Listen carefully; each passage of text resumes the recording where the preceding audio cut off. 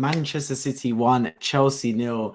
And on a day where they lift the Premier League trophy, Man City have alongside that beaten, let's be honest, a really lackluster Chelsea side. There's a lot of changes from Man City. Pep Guardiola changed basically the majority of his squad. I think he changed 9 players. Like Cole Palmer was in there, Alvarez obviously started, Ortega, etc., Rico Lewis, players that got running, and still they looked the better side. I think Chelsea put in a good shift, as I'd expect them to do so, given it's one of their last games, and they are playing a much changed Man City side. But still, Man City were able to get the victory to show their dominance, show their class, and they crown off another Premier League season with a Premier League title at the end of it. 3 in a row, man. It's crazy. What dynasty Pep Guardiola has built with this Chelsea side. I mean, it's crazy to think that no one calls the Premier League a Farmers League, but Man City literally are converting it into a Farmers League. I mean, in the last 6 seasons, Man City have won 5 Premier Leagues, with Liverpool just winning 1. It's crazy to think that. And although Arsenal heaved and pushed and tried their best, Man City is still going to win this Premier League with 3 games to spare. It's crazy to think, but that's how it goes. But that's how it goes. Let me know your thoughts on the game. Let me know your thoughts on Man City this season, your thoughts on the treble. I'd love to hear it in the live chat. I expect Pep Guardiola to rotate quite a bit for this game. It's one of those where he wants to obviously give some players a run-in that haven't had a chance before. And obviously, in order to get a medal from the Premier League, you have to play, I think, make 5 appearances. So he gives some of these players a run-in, like Rico Lewis again, Cole Palmer, that we haven't seen a lot of recently. And it's one of those things that they played decent, I think, overall. I think Man City first 25 minutes were really electric.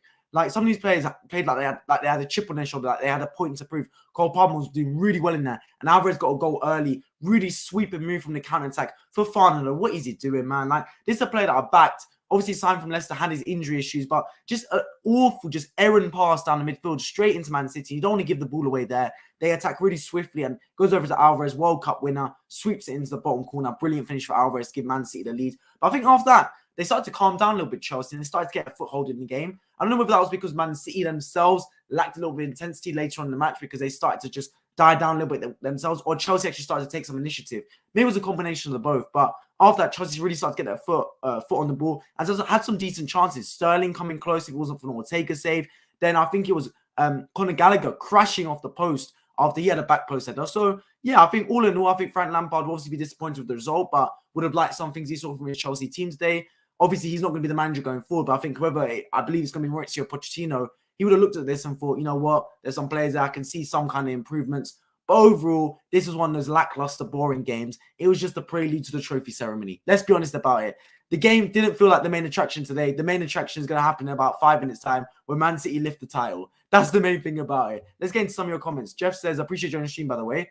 Chelsea settled down after the first 25 minutes. Agree exactly what I just said as well. And gave City's second team a reasonable match. Yeah. I mean, the indirect shots by saying City's second team, but it genuinely was. Has anyone seen a better bench than that Man City bench? Oh my God. Looking at that bench, it was unbelievable. They've got De Bruyne, Haaland, Rodri, Stones, all on that Man City bench. I was sitting there thinking, this has got to be unfair.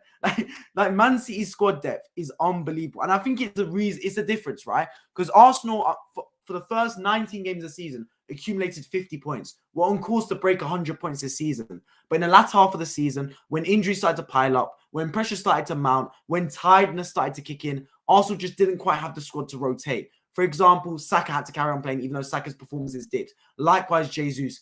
And then you look at Man City. When the freshness leaves the players, you can easily get a replacement in the door. If Jack Grealish is getting tired, you can bring in Foden. If Mahrez is getting tired, you can bring in Bernardo Silva, etc. If De Bruyne is getting tired, you can bring in Alvarez. If performances dip, there's adequate replacements. That is the difference. Man City have built a squad of winners. Arsenal have got a decent first 11, but really need to consolidate that with some great players. And they proved it again today. Look, this was Man City's second team. I mean, Cole Palmer was playing football. Calvin Phillips, who we haven't seen all season, was playing football for them. And they still put in a really good shift. In the first 15 minutes, dominated. So Pep Guardiola will be absolutely delighted. Of course, the result today would have been second to the fact that it was just a trophy ceremony.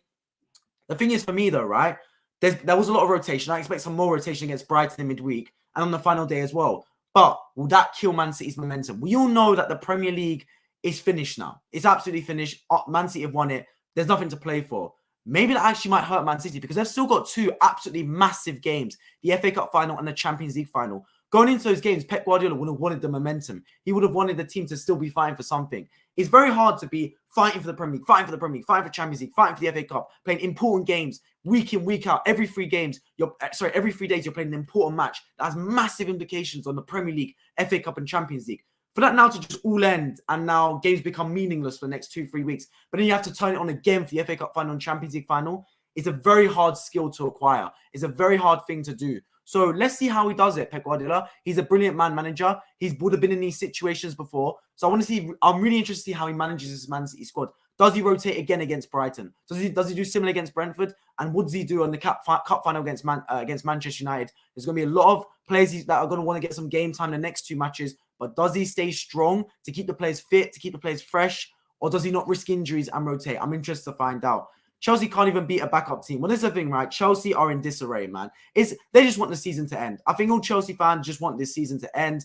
Pochettino needs to come in, needs to bang some heads together and get things turned around. Because look, this Chelsea team, they're performing much worse than them. I think everyone can agree with that. This Chelsea team is not the best team. They're clearly not a top 4 side, but they shouldn't be performing this bad. They should not be a team that's 12th or 13th in the table. That should not be the case. The players are better than that. These are established international footballers that are not getting performances out. These are good attacking players that are not scoring enough goals, not getting enough chances, and being porous in the back. I mean, if you analyze the game, right, it comes down to the fact that the goal they conceded was sloppy. Wesley Fofana, a player that they signed for a lot of money from Leicester City, despite his injury issues, I've called him a really good player. Gives the ball away, just an errant pass in midfield. Like, what is he thinking? Just square pass right into the middle of the park. Useless. Man City pick it up and then they score from that literally 2-3 passes later through Alvarez. So that's poor. Then you look at the chances they had. Going forward, they were doing all right. They were getting in dangerous areas. But when you've got a chance to score, they're not taking their chances. Sterling missed 3 gilt-edged chances today. Conor Gallagher at the back post hits the post on a wide open header. You've got Azpilicueta right at the depth missing. So you're looking and you're thinking, Chelsea had chances today, but they're not scoring goals. They're toothless up front. They need the season to end. Pochettino needs to come in. I do still have faith in Chelsea being able to turn it around because I do think the players are there in order to be able to turn it around. But who knows, man? Who knows? Football's a crazy game. Chelsea could bounce back and fight for the title next season, for all we know. Or this could be the start of a really bad tenure with Bowley at the helm for Chelsea, and they really start to fall back into mediocrity again. Who knows, man? Football's a crazy game. It can go either way. See you, man. I appreciate joining the stream as always. Thoughts on West Ham making the Conference League final? That's massive for them, man. Absolutely massive for West Ham to make the Conference League final. Look, I think it's no surprise this has not been an amazing season for West Ham United, especially domestically. They're surviving. They've accumulated the 40 points to survive in the league, but the performances have dropped off dramatically. I mean, a few seasons back, many were talking about West Ham as being the closest challengers to the quote-unquote Big Six, being the team to break the mold and make Europe. And to this season, they haven't been at it whatsoever. They've obviously performed really poorly. They've been really low down the table, but not just that. The actual quality we've seen on pitch has been poor as well. Their big players have not stood up and been counted. Declan Rice towards the end of the season really stood up and fair play. He's really started to put in a shift. But for the majority of the season, they've not been quite at it. For them to make the Conference League final, it gives them a lifeline. It gives them a competition that they can divert the energy towards. And to be honest, I think if they weren't in the Conference League, David Moyes potentially could have got sacked. To be completely honest, it was that dire at West Ham in one period. But the cup runs, it's a good kind of distraction from the Premier League for them. And look, they're in the final. Anything can happen in the final. It's going to be a tough game against Fiorentina. Of course, I'll be covering that on this channel. I can't wait for it in a couple of weeks' time. But let's see what happens, man. The first trophy they could win in 40 years. They reached a cup final for the first time, definitely in my lifetime, I think. So yeah, big up West Ham United for making the Conference League final. Let's see how they do. Brighton played good today. Yeah, look, congratulations to Brighton. I said it in my earlier stream after West Ham United game, but congratulations to Brighton Hove Albion. They officially made European football for the first time in their history. Fantastic job, man. Throughout that club, everyone needs to give themselves a pat on the back, man. I'm talking Tony Bloom. I'm talking Barber. I'm talking Roberto De Zerbi, the players. Everyone in that club has been absolutely brilliant, man. Absolutely brilliant. So fair play. Done absolutely brilliant job, Brighton. European football will be big for them. They already get some signings under their belt. João Pedro, I believe, is coming from Watford. They've also brought in James Milner. I'm not sure why I necessarily think about that one. I think that's just more of like like an experienced signing to get someone in the locker room in that sense.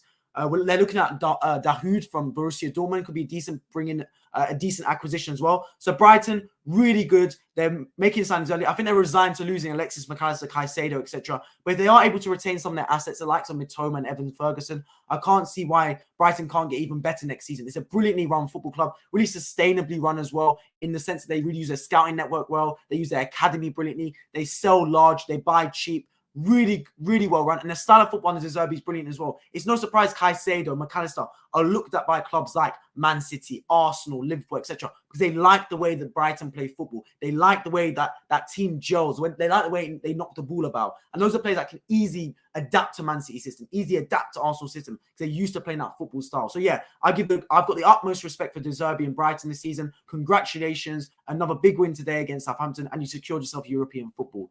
I expect Pep will play regular squad at least once in the next two matches. Can't let things get stale. Jeff, I 100% agree. Look, I'm not someone that can talk about what Pep Guardiola should do. I'm not in a position to do that. But if I was him, it's not a time to change it. You've got a good enough squad that where even if there is an injury, you should be able to survive it. I would carry on playing your main players. At least give them some kind of running, even if it means 45 minutes. And then you take them off at halftime or 30 minutes off the bench. Give the team a running, man. Just like today where De Bruyne came off the bench, Haaland came off the bench, etc. Rodri came off the bench. Keep these players involved because you're right. You don't want to get it stale. Man City have hit a brilliant full momentum right at the perfect time of the season. I said it, look, if I analyze Man City's season, right, because I've watched a lot of football this season, basically from the start of the season, I've been reacting to all kinds of football matches. Man City, I said, they looked poor. Like, this was not the Man City I've grown accustomed to. But ever since they drew to Nottingham Forest, since that game, they've gone on a terror run. Since he started putting stones into midfield, since he stopped messing about and tinkering with his formation, tinkering with his starting 11, and really started solidifying a starting team to go forward and get De Bruyne in the team, get Haaland in the team, get Jack Grealish firing on all cylinders. Since Pep Guardiola started doing that, we've really seen Man City take it up to the next level. And genuinely, they've had matches every 3-4 days, and important matches as well, and they've just kept winning and winning and winning. And winning is contagious. It's a massive, massive thing. Look, when you're winning matches, you don't want to break. You don't want to take time out of the team. You just want to keep playing football day in, day out. Trust me, games can go thick and fast, but when you're winning them, you can't wait, man. You're playing football with a smile on your face. And that was Man City. No matter who they were playing, Real Madrid or Southampton, they seem to be getting the victory, and it seems to be a comprehensive win as well. They're making the opponent look tactically and inept. So if I look at Man City, it's not the time to change it. Yes, you've won the Premier League. Yes, Arsenal bottled it and basically gifted the Premier League on a plate to you. But you've got two big games now, and the next week you've got Brighton, you've got Brentford. They're not necessarily big games for anything in terms of implications on winning the title, but big games to keep the momentum going. Because the worst possible thing is to lose one of those two matches. Then you've taken the winning momentum out of the football club. Then you go into a massive FA Cup final against Man United, where you're going to want to win that game, win against Man United, who are stopping you to win the treble, arguably. Then you've got an even bigger match in the Champions League final to win the Champions League for the first time in your history against Inter Milan, who've won it 3 times before. So it's not the time to change it. I agree with you 100%, Jeff. Keep the first team involved. Don't let it get stale. Get the wins. Continue to do so. Continue to play your football. And don't take your foot off the gas, man, because that's the worst possible thing, in my opinion. What close by Stones against Sterling? Yeah, man. I mean, Sterling had a few gilt-edged chances today, man. Look, Chelsea, between the boxes, I've always said that. I think between the boxes, they're a good football team. But defensively, they're poor. I mean, you just have to look at the goal they conceded today. Man City didn't cut them open by any stretch of the imagination, I don't believe, today. Man City played all right. And look, it was their second team. I mean, for them to still put in a brilliant performance, or not necessarily a brilliant performance, but for them to still win this game with 9 changes, and you're having Cole Palmer play, Calvin Phillips play, players that haven't really touched the field for, it feels like donkeys, really. For them to still play comprehensive performance, it's a really good sign.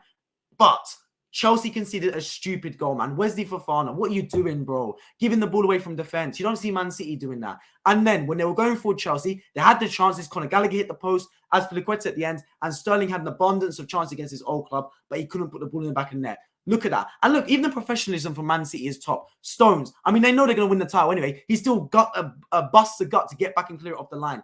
Foden, right at the end, busts the gut on the back post to get back and stop Azpilicueta scoring. It's just the little things from Man City, the professionalism, the attention to detail, which is taking them a long way. And it's all those factors accumulating together is one of the reasons why Man City have won the league this season, man. They've got the experience, they've got the quality, and I don't see a weakness with that squad. Genuinely, it's a really good team. I'm going to talk more about Man City later on in the stream as well, in terms of how I analyze the squad and how I rank them against other big teams. And I'm talking not just big teams in world football right now. I'm talking historic teams, the Man United treble team, the Arsenal Invincibles, Pep Guardiola's 2008 to 2011 Barcelona team. How does this Man City team rank with them? That's what I want to find out. Let me know your thoughts in live chat regarding that as well. You're covering the game tomorrow. Yes, I am. See you, and I cover basically every single football match. Newcastle versus Leicester City tomorrow, 8 p.m. the game starts, 10 p.m. the stream will start on this channel. Make sure you stay tuned for that. Subscribe if you're new around here. I want to hear all about the thoughts on the game tomorrow. Massive game for Leicester. Exactly, CY. Massive game for Leicester. Read my mind. Dortmund hanging on 1-0 over 10 men. Augsburg, 50 minutes ago. We'll keep them in pole position for the league. Well, here's the thing, man. Football this season has been crazy. You've seen Feyenoord win the Eredivisie, for example. You've now got potentially Dortmund win the Bundesliga off Bayern Munich. Football's a crazy, crazy game. Our prediction for tomorrow's game, Newcastle United win 3-1. Isak at the 17th minute, Callum Wilson at the 32nd minute, and Alvarez at the 68th minute. And Maddison scores the 80th minute. Well, that's not good enough because it's do or die for Leicester City. They've reached a point where they need to win that game. For Newcastle, look, they're going to make top 4, I believe. I think their goal difference is good enough to do so. The thing is, right, they still need to get 1 point from the remaining 2 matches. They've got Chelsea away and Leicester at home. This isn't the time to take your foot off the gas. You still got to try and get at least a point and win the game. If I'm Newcastle United, I'll come out to win this football match. Leicester look dire, but Leicester do need the points, meaning Leicester need to win this football match. Use that to your advantage. Let them come onto you a little bit at times and hit them on the counter-attack. I've got a lot of faith in this Newcastle United side. Isak is an absolute baller. I also expect Newcastle to win tomorrow, but for Leicester, I mean, look, you've been terrible this season if you're Leicester City. You've been absolutely terrible. Even the most pessimistic of Leicester fans would not have expected that team to be in a relegation battle and potentially be in pole position to get relegated alongside Southampton.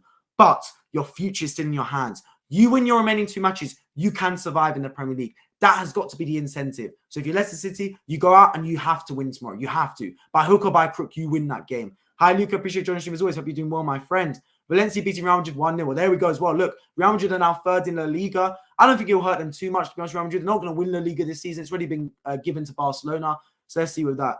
Newcastle versus Arsenal next year in the Champions League, possibly. Well, let's see, man. Let's see. Look, this year's been absolutely crazy, man. Absolutely crazy. I think the Premier League this season has been unbelievable, like genuinely incredible. First of all, the team's relegated, right? We're looking at Everton, Leicester, Leeds United, and Southampton. Well, Southampton already gone, but 3 of those 4 are getting relegated.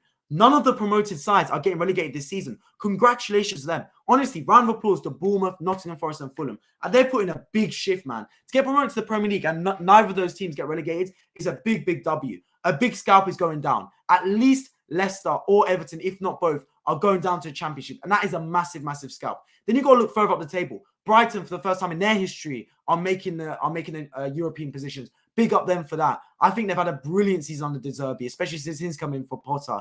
Newcastle United, fresh off the takeover. They were 20th midway through last season. They're now going to make Champions League football. Big up them for that, man. You see Man City winning the league. I mean, they've done that for the third time in a row. That's history if I've ever seen it. On course to win a treble as well. So big up Man City for potentially doing that. Arsenal had a brilliant, brilliant bounce back and really progressed this season. They're not going to win the league, and it is a shame given how well they went, what a dominating and commanding position they were in to not win the league. It is a shame, but it's one of those things. Man United under Erik ten Hag have had a brilliant season. Brentford under Thomas Frank have had a brilliant season. Unai Emery's really turned around Aston Villa's fortunes. So a lot of success stories in the Premier League this season, man. 100% a lot of success stories. Equally, a lot of nightmare seasons, you could say, but equally a lot of success stories in the Premier League. And who knows, man? Both Newcastle and Arsenal in the Champions League next season, unbelievable.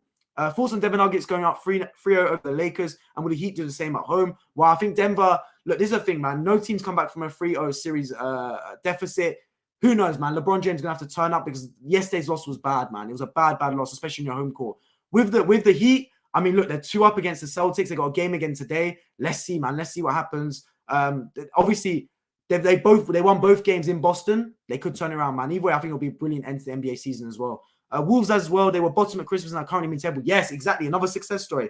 Big up Lopetegui and the job he's done at Wolves. Been absolutely brilliant, brilliant job, man. So good. A lot of these teams, I'm expecting progression next season, right? Because I feel like a lot of Premier League teams, the mindset is switched. A lot of these teams before, they were just thinking about survival. And I think a lot of teams have resorted to that. The likes of bringing in Sam Allardyce, Sean Dyche. Your first port of call is survival. But I feel like a lot of other teams, they're brought in really quality managers. Like the Premier League is the Super League in the sense where everyone wants to go to the Premier League. It is a domestic league that every player wants to go to, every manager wants to go to, and teams are taking advantage of that. Look, Unai Emery's managed PSG, Arsenal, Sevilla, Villarreal, etc. For Aston Villa, look, a massive club by every respect. They were European powerhouses back in the day. But Aston Villa are not a top club in world football. For them to get Unai Emery just goes to show how big the Premier League is and the attraction the Premier League has. And he's done wonders there. Lopetegui's similar. Gone to a Wolves team that was struggling. They were 20th in the table when he took them over. And look at the job he's done. De Zerbi done a brilliant job from Sassuolo, coming to Brighton, etc. It's a brilliant, brilliant league. And teams are taking advantage and bringing in top managers. And the Premier League's becoming so competitive. Look, Man City have done absolutely brilliantly. And they've basically walked the Premier League again this season, despite experimenting for the majority of the season. But even still, there's a lot of top quality teams. I mean, you saw Steve Cooper, Nottingham Forest, beat Arsenal yesterday as well. And let's be honest, a convincing victory. I don't think Arsenal were brilliant at all yesterday. I thought Forest were by far the better team, had the better chance on the counter-attack, despite having only 19% of the ball. So I think the Premier League's been absolutely brilliant this season. That combined with the 3 promoted team staying has never happened before. Well, I said that on stream earlier. I said I can't remember the last time it's ever happened. I feel like it must have happened at some point with the 3 promoted teams to stay in the Premier League, but I can't remember it. Genuinely a tremendous job from all those teams to stay in the Premier League, man. Hats off to them. Done absolutely spectacular to stay in the Premier League. I've got to give them all the credit in the world. Done an absolutely brilliant job. But yeah, let's talk about Manchester City, people, man. What is your thoughts on this Man City team? I want you to tell me, is this the best team you've seen in your lifetime? I want to hear it. Let me know in the live chat. Is this Man City team the best team you've seen in your lifetime? I'm talking the likes of the treble team under Sir Alex Ferguson. I'm talking the likes of the Invincibles. I'm talking the likes of the Centurions, even for Man City. Pep Guardiola's Barcelona team. The Galacticos at Real Madrid. I want to see how this Man City team compares. This is my thoughts on it, right? Genuinely, if I'm just looking at the form right now, it is the best team I've seen, definitely with my own 2 eyes. This Man City team is unbelievable. The caveat is they haven't got the longevity. Barcelona's team under Pep Guardiola from 2008 to 2011 was brilliant for 3-4 seasons in a row. Top tier. This Man City team has been brilliant for 2 months now. Can they have the longevity to it? But for the last 2 months, I've seen a top tier team, man. A quality team. I'm seeing a team that I don't see a weakness from. I don't see a weakness at all from this Man City team. Yes, they've always been technically gifted, but you can normally get a Man City from set pieces. That would be a way into the football match. Bully them a little bit. Get a set piece. Get knocked down. Second balls. That would be a way to beat Man City. Nowadays, you can't do that anymore. Haaland's a unit. Rodri's a unit. Ruben Dias is a unit. John Stone's a unit. Akanji's been a brilliant signing for 15 million. So how do you beat Man City? You can't go through them. You can't go over them. You can't go under them. What do? You can't beat them from set pieces. You can't pass them out the park. It seems impossible to keep them out for 90 minutes. How do you beat that team? Who knows? Nothing lasts forever in football. And somehow, some way, teams will find a way to get past this Man City team. So that's why I question the longevity. But if I look at it right now, this Man City team is the best team I've ever seen in my life. It's better than the Centurions. Genuinely. When you go and beat Bayern Munich 3-0 at home, when you go and dispatch Real Madrid 4-0, and not only beat them 4-0, right? Make that team look tactically and look inept in terms of footballing ability, that's when you're onto a top team. I was watching that Man City Real Madrid game, and after it finished, I was calling for Modric, Kroos, and Benzema to retire. That's how dire it was. Genuinely, Man City make that other team look like they don't know how to play football. They made the other team look like they're tactically inept. They've beaten Arsenal 7-2 on aggregate this season. Their closest challenges for the title. And in their home game, dispatched Arsenal. Made Arsenal look like a championship side. That is a type of team that is different, man. They're a cold-blooded team, and they're a team of assassins. There's a lot of good teams in this Premier League, man. Arsenal been brilliant this season. But one thing Man City have for sure is they've got that killer mentality. They've got that assassin mentality. I call for it, man. A group of winners. You don't win 5 Premier Leagues out of 6 seasons. You don't win 3 in a row if you're not winners, if you're not killers. If when you got your foot on the opponent's neck, you stamp down. You don't take your foot off it and you don't give the opponent life. You go in for the kill. And that is Man City in a nutshell. Again, over these past few seasons, 1-0 up against Real Madrid, they find the second goal. 2-0 up, they find the third goal. And even at 3-0 not enough, they find the fourth goal to win the game. 2-0 up against Arsenal, they find the third goal. Arsenal get one back, they find the fourth goal, demolish Arsenal. 4-1, job done, move on. That is what Man City do. And look, if you want to reach Man City's level, first of all, you got to get a squad because the squad isn't good enough. A lot of teams in the Premier League don't have the squad to compete with Man City. Secondly, you got to find the mentality, man. And maybe it comes from Pep Guardiola. Maybe it comes from within. Who knows? But when the going gets tough, this Man City team really roll up their sleeves and get going again. And why I believe it's the best team I think it's the best Man City team I've seen in my lifetime. And genuinely, I think it's the best team I've seen in my lifetime. Longevity gives... The reason I'm not going to rank it above Barcelona 2008-2011 team under Pep Guardiola is because they've got the longevity. But pure and simple, what I'm seeing right now, my own 2 eyes, this is the best team I've ever seen in world football. Genuinely. It is that good. It's top quality, man. So let's see if it can last. If they win the treble, Pep Guardiola for me goes down as the greatest manager of all time. He does, because winning the treble is just a top quality achievement. He takes away basically the one achievement that Manchester United have over Man City, because simultaneously they win the Champions League, the trophy that's eluded them their whole history. So let's see, man. But one thing I will say is this team is top quality, man. 3 promoters has happened before 3 times, but it's never happened in the same season as the team bottom at Christmas also stayed up. Well, there we go, C-Right, man. There we go. Although I'm old, I don't have a long history of following European football. Saying that City is the best team I've seen. It's top quality, man. And look, the football has gotten better in quality as the seasons have gone by, man. I think that's without a doubt. Look, this isn't the same football we've seen in the 90s, even in the noughties. The quality of football has increased. You're seeing players run more, players that are fitter, their diet, it matters more. There's more tactics involved in football. Back in the day, everyone would just play a 4-4-2. It was only Netherlands that introduced the 4-3-3 in a total football formation. Before that, it was a 4-4-2, defend and just lump the ball up, focus on knockdowns and score goals. I'm not saying those players weren't bad, but I'm saying nowadays football is a different kettle of fish, man. The psychology involved in football, the margins that you're trying to master, the little tactics. I mean, you're seeing the little things football clubs do. And Pep Guardiola is an innovative genius. He is a maestro. He is a Vincent van Gogh. He is a Leonardo da Vinci of football. He is that way inclined. He's the Elon Musk of football. He's just an innovator. He finds little ways to change the game. And when he gets bored, he finds a way to change it. And that is the signs of a genius, a perfectionist, man. Like Pep Guardiola, he thought he'd conquered football and he changed it again. He now starts throwing centre-backs in CDM. Tell me once where in the football rule book you'd see John Stones going to midfield. Tell me once where you'd see a centre-back going to midfield. It seemed like that was written in stone and that would never happen. But he would find a way to do it. He'll find a way to play a 3-2-3-2 with De Bruyne being ever so close to Haaland and them two linking off each other. He's got a 6'5" Norwegian robot up front. Like, the man has done brilliant things at Manchester City, Pep Guardiola, and this season he's going to eclipse his status and his legacy and really go on to do incredible things. Because look, I've been very critical of Pep Guardiola at Man City. Yes, they've won the Premier League season in, season out, but I want more. He should strive for more. For the quality he's got, he should always strive for more. That's my opinion on it, right? He can go out and say, my legacy is already defined. But no, I don't believe so. I think winning the Champions League was really important for Pep Guardiola. The last time he won the Champions League was over a decade ago with Lionel Messi at Barcelona. He's not won it with Bayern Munich, and he's yet to win it with Man City despite being there for 5-6 seasons. Can he now win the Champions League with Man City? That, for me, would cement his legacy as the greatest manager of all time. Can he do that? Can he prove that he can win the Champions League without Lionel Messi? That is what I'm trying to find out. Hello, Dennis. Appreciate joining us as always, Mali. I hope you're doing well. Doing well, thank you. Got to see another Man City performance today. Tutti, I appreciate it. Dortmund winning 290th minute game is surely over. Big up Dortmund, man. Might win the Bundesliga. I think a lot of times the mentality starts from the fans. Yes and no, C1. Yes and no. Look, the fan base is the life and breath of the football club, right? Without fan base, football doesn't exist. Football doesn't have the revenue it generates. But at the same time, right, I think mentality starts from the core. And the core can go as far as the leadership. The core can go as far as the manager, the owner, the chairman, the players. Everyone has a portion to blame in this, right? Arsenal bottom the league, who's that come down to? Does it come down to the fans? Does it come down to Arteta? Does it come down to the players? Does it come down to Kroenke? You tell me. Everyone has some kind of blame for it, right? But the main thing is you've got accountability is number one for me, right? When a player holds accountability and holds responsibility and banishes excuses from their game, anything can happen. Look, when Arsenal lost the league, it doesn't say Arsenal lost the league because Man City are amazing. It says Arsenal finished second. It doesn't say Arsenal finished second because Man City are going to win the treble. It just says league position, Arsenal second. There's no excuse to be had. If it's not written on the table, Arsenal finished second because of Man City, then you just finished second. That's plain and simple. Accountability needs to be had. At Man City, I see accountability, right? When they're not good enough, Pep Guardiola calls out his players. And to be fair, he's probably one of the only managers in world football that's got the luxury of being able to call out players. Like Kyle Walker saying he's not good enough to play that position. Like João Cancelo, and ships him off to Bayern Munich the next day because what's the word? Like he disregards what he's saying on the training ground and makes fun of him, etc.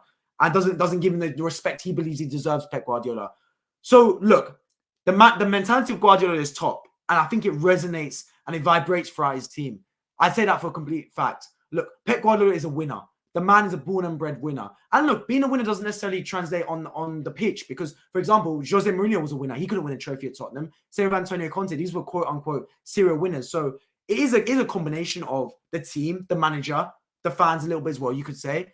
But I'd say the main thing is, right, you got to build the foundations of the football club. That's the main thing. And it all starts with accountability. It all starts with responsibility. And it all starts with having some kind of ownership over your actions. And when you have that, brilliant things happen. Look, when Man City was struggling at the start of the season, it was poor. Everyone was saying, is there full from Man City, etc. Allegations were coming out. All this, all that, all the noise externally. But they rolled their sleeves up and they got to work.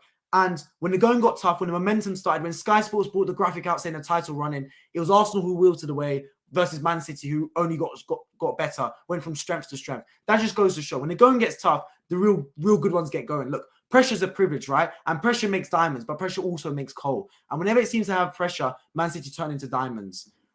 P. Morton, appreciate joining as always. Hope you're doing well, my friend. Haven't seen you in a while. Pep has the Premier League down to a science at this point. City don't really turn it on until after Boxing Day. Well, here's the thing, P. Morton, right? I think the fact that Liverpool were not fighting for the title actually helped Man City. Because Arsenal have been so inexperienced, we've actually kind of handed Man City a title on the plate, but they haven't had to be at top form.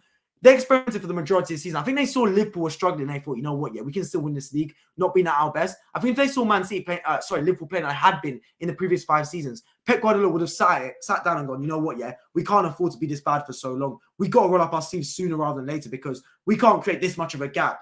They gave a big gap to Arsenal, and then they turned the switch. And they turned the switch just after March. After they drew to Nottingham Forest, that was a game changer for me. That's when they really started to hit form. And at that point, they just went from strength to strength. And for the past 2 months, they've been absolutely brilliant. If they started like that at the start of the season, obviously anything can happen. They could have burnt out, etc.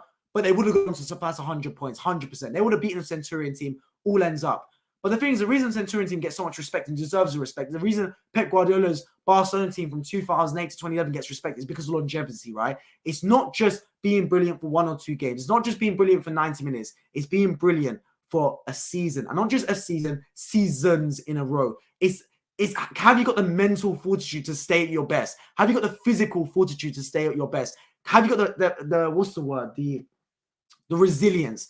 Have you got the consistency?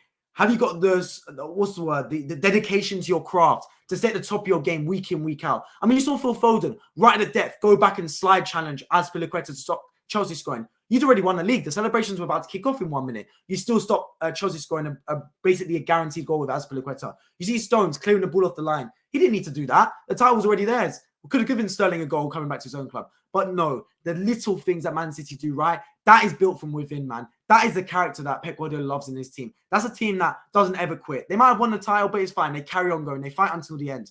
That's a professionalism that they own. So yeah, you're right. And look, maybe the fact that Arsenal were top of the table and City were taking their foot off the gas early, maybe it has helped them. Because maybe if they were like this from the start of the season, they would have burnt out by now. De Bruyne might have got injured. Rodri might have got injured. But they managed to keep their main players fit. And that is the main thing. Look, Rodri, for me, is one of the most important players at Man City, right? When he's not in the team, you see a big difference. Transition-wise, he's absolutely top. He knows exactly when to make the tactical fouls. He knows exactly when to keep the ball recycled. And then Stones comes into midfield with him, and it feels like like a brick wall. How do you get past it? How do you penetrate past it?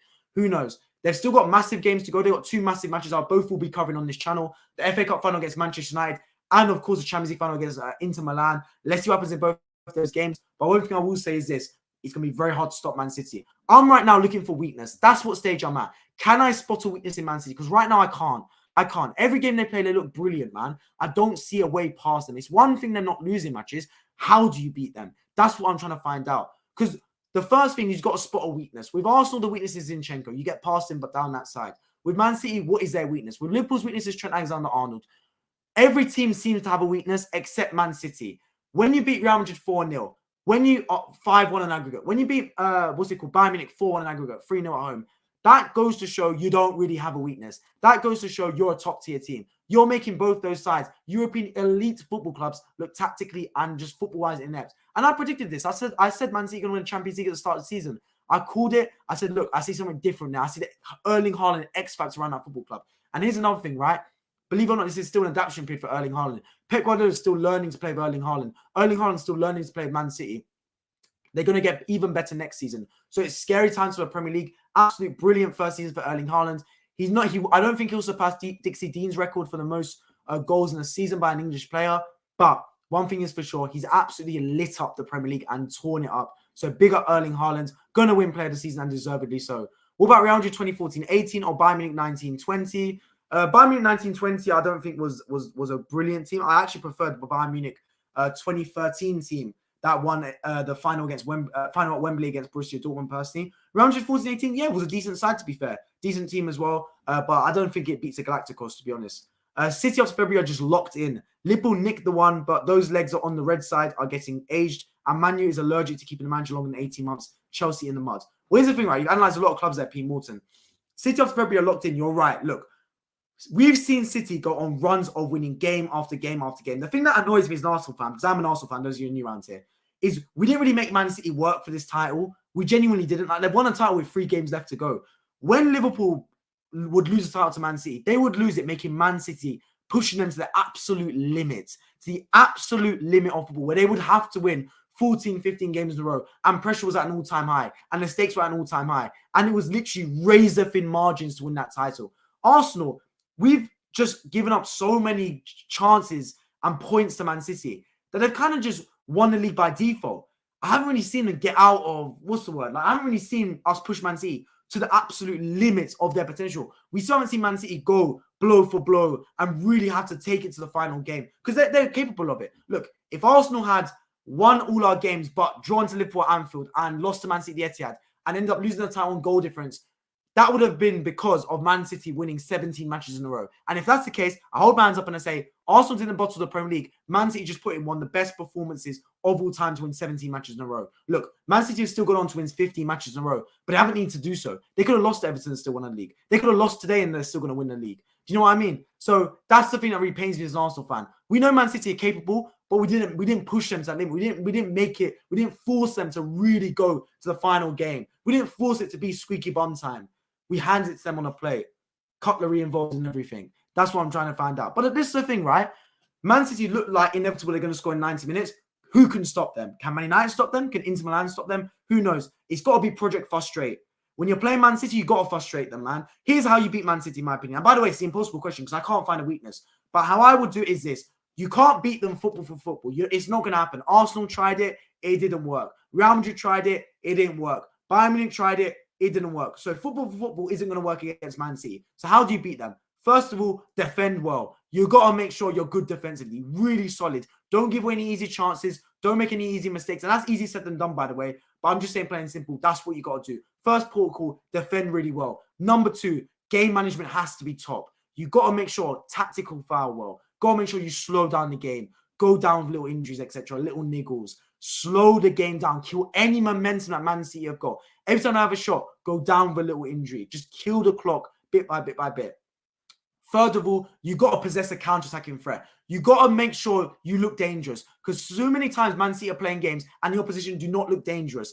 If you look dangerous, Man City are forced to not commit as many bodies forward because when it gets really dangerous is when the walls start to close in, when Stones bombs forward, Kyle Walker bombs forward, Ake's as high as possible, and you really start to see you get pushed in deeper and deeper and deeper, and the walls are closing in on you from all angles. That's when it really starts to get worrying if you're a defending team. So you got to provide a counter-attacking threat because if you see a threat from Denzel Dumfries, Edin Dzeko, Lautaro Martinez, Henrik Mkhitaryan, if you see that kind of threat from Inter Milan, Man City suddenly won't commit as many bodies forward, and that's when you got a chance. Because when they start to commit so many bodies forward, that's when it can get really dangerous for you because that's when Man City are at their best. So you got to possess a counter-attacking threat. Also, you have to take your chances. They're going to come thick. They're going to be thin. You're going to be feeding off crumbs at times when you're playing against Man City. Take the chances when they come to you, man. You got to be able to dispatch them. Let's see. And the sixth thing is you got to ensure Man City don't have a brilliant game. Because let's be honest about it. Even if you put a 10 out of 10 performance, if Man City put out a 10 out of 10 performance, they're probably still going to win the game. If you put a 10 out of 10 performance and Man City put an 8 out of 10 performance, they're probably still going to win the game. So you got to have a little bit of luck along the way as well. So that's for me how you beat Man City. You got to be brilliant defensively, no silly mistakes. You got to have a threat on the counter-attack. You got to take your chances and you got to hope and pray that Man City are not at their best form. Those 5 factors are what's going to help you beat Man City. That's what Man United have got to be drilling into their system. That's what Inter Milan have got to be drilling into their system. But who knows? Because right now, I see it's inevitable that Man City are going to win, man. It's just inevitable. Over 90 minutes, how do they not win football matches? Like, how do they not? They've got too much attacking talent on the football pitch. Haaland reminds me of a less technical young Zlatan with pace. I mean, look, you're right. If Zlatan was a few inches taller and about, 5 miles per hour quicker, you're probably right, man. Haaland is a cut above the rest. That man is a complete animal. He is a robot. How he's able to just, the thing about Haaland is, right, there's a few things that I noticed about him. First of all, he makes scoring look easy, and that's a massive compliment. When I look at Haaland, I sit there thinking, I could score 50 goals a season. Like, genuinely, he makes it look so easy. The way he just runs in behind, I see the run happening, but he's still able to do it and assist and score brilliantly. That's the first thing. He makes scoring look so easy, and that's a massive compliment because genuinely it isn't. It's the hardest thing to do in football. Put the ball in the back of the net. The second thing is, right, and this is the most worrying thing in football, and I noticed this in the first game of the season when West Ham played Man City, and I was watching it, right? It was a 4:30 p.m. kickoff on Sunday, the first weekend of the Premier League. You know what Haaland's going to do. You know De Bruyne is going to pass it to him. You can see the run. It's happening in front of you, and you still can't stop it. That is the scariest thing. When you can see the goal that came out of nowhere, it was just a brilliant passing move. You look around, you didn't see it happening, and they score it. You got to hold your hands up and you applaud it. When you see it happening, when you can see it happening with your own 2 eyes, you're aware of Haaland making a run. You're aware Kevin De Bruyne is going to play that ball behind you. Yet you still don't have the facility to stop it, that's when it's really scary. Because how do you stop that? And there's times I've seen Haaland this season where I've watched the play develop over the last 5-10 seconds. I'm seeing what's happening. The whole stadium can see what's going to happen, yet the defensive team is powerless. They can't stop it. It's like they're stuck in the mud. It's like they're frozen in time. That is the scary thing. And that is what it's like with Haaland and De Bruyne in the same team. I'm seeing it happen with my own 2 eyes, and I'm powerless to stop it. It's like I'm just waiting for the goal to go in. And that's the scary thing. Look, how do you stop Haaland? Who knows, man? Who knows? I'm surprised he hasn't had his injury. I don't wish injury on any player, but Haaland always seems to get an injury when he was at Dortmund and Salzburg. So that hasn't happened this season, so fair play. It still could happen before the end of the season. Who knows? But they are just an unbelievable team, man. Unbelievable team. So yes, let me know in the live chat, everyone that's watching right now. How does it rank? For me, right now, the best team I've ever seen in my lifetime. Longevity-wise, though, I can't rank it up there because of how good Pep Guardiola 2008, 2011/2012 Barcelona team was in terms of over multiple seasons. But right now, on this short sample size of the last 2 months, this Man City team is unbelievable, man. Untouchable, invincible, genuinely so good. And look, they're lifting the Premier League title today, and deservedly so. They were the better team, better than my club, Arsenal. I hold my hands up and I say it, and I admit it. They were the better team. Look, when you beat second place team 7-2 in aggregate, you deserve to win the title. When Arsenal, I mean, if you look at Arsenal's last fixtures, I posted it on my Instagram story, right? In our last 8 matches, we've won 2 games. Tell me how that team deserves to win the Premier League. If you've got a 25% win record in your last 8 games of the season, you do not deserve to lift the Premier League title. That shows the naivety. That shows the innocence. That shows a team that lacks the mentality to win a Premier League. On the flip side, you got Man City.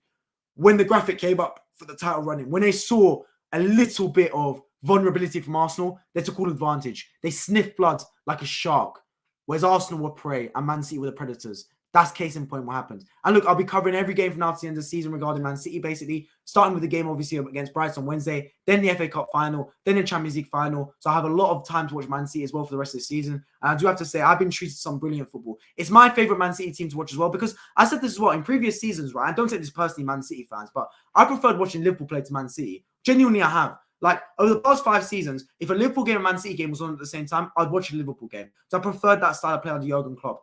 But I prefer watching this Man City team. Yes, sometimes they're boring, just passing the ball left and right. But at the same time, I like seeing Haaland. I like seeing that athletic beast in there. Do you know what I mean? De Bruyne with Haaland's a treat to watch. Alvarez, a brilliant young player as well. So I really enjoyed watching this Man City team this season. And also, look, the way Pep Guardiola plays football, I understand that sometimes it can be boring, passing left, right, etc. But he does it for a reason. He knows how to psychologically wear down the other team. Football is won, first of all, mentally in the head. If you beat the other team in the head, then you're gonna beat them actually on the football pitch. Trust me. When you see Man City pass the ball for 5 minutes, 6 minutes, extended periods of time, 60, 70 passes, and you haven't once touched the football, it's mentally draining. You're chasing the ball around, you're chasing in circles. It's like year 11s playing against year 7s. Then when you finally get the ball back, and then Man City just chase you down and win it back, despite you, and you don't even have a chance to put together 2-3 passes. That can be mentally draining as well. And that's how it feels to watch Man City, right? I couldn't imagine being on the pitch against them. You just feel like you're getting bullied on the full pitch. And you just look inept. You look like a Sunday league team. And that's the real scary thing. Man City cleaned up the Premier League this season. They've already won it with 3 games to spare. They look on course to do the treble. If I have to choose right now, I think they will do the treble. But let's see. Anything can happen in football. As always, I appreciate everyone tuning into the stream. As always, make sure you like down below, subscribe if you're new. There's 21 people watching right now. My next stream will be tomorrow for Newcastle versus Leicester in a massive match in regards to Newcastle securing top 4 and Leicester trying to do the last gasp survival in the Premier League. Scroll right back to the start of the stream if you're just joining to hear all about my thoughts on Man City beating Chelsea 1-0. Deservedly so. Despite making 9 changes and playing basically their B team, they still put in a really good performance against Chelsea. Man City lift the Premier League. Congratulations to Pep Guardiola and them. They've won 3 in a row, 5 in 6 seasons, on course to do the treble. As an Arsenal fan, I'm disappointed we couldn't win the league, but I have to hold my hands up and say Man City, the better team, won the Premier League, deservedly so. They have been absolutely brilliant, especially in the last 2 months when the going got tough, when the pressure mounted, Arsenal wilted, and Man City went from strength to strength. Pressure makes diamonds, and that was Man City, but pressure also makes coal, and that was Arsenal. I appreciate everyone tuning in as always. Hope to see you all in my next stream. I appreciate all the support this season. Hope to catch you all in my next one. Take care.